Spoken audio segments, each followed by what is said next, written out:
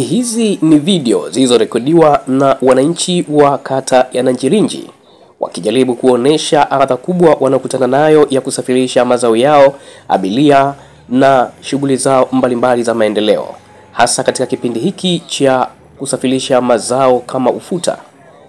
Wameamua kupaza sauti yao wakihitaji msaada kwa serikali, kwani changamoto hii imekuwepo kwa miaka mingi, hasa nyakati kama hizi za mvua ambazo zimeendelea kunyesha maeneo mbalimbali nchini.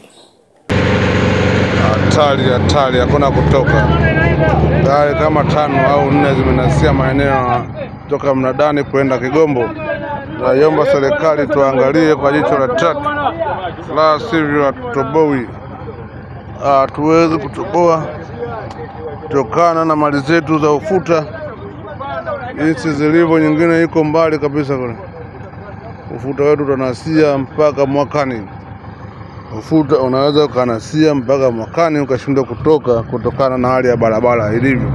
Tunaomba serikali tuangalie kwa jicho la tatu, maana hii hali tunayo muda mrefu na tunayowaza kwa muda mwingi sana.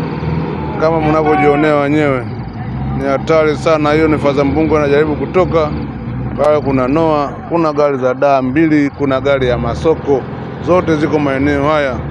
Ni hatari tupu, hakuna pa kupita. Tunaomba sana watu wa TANROADS na serikali waje kufukia halau mashimo haya tuweze kupita.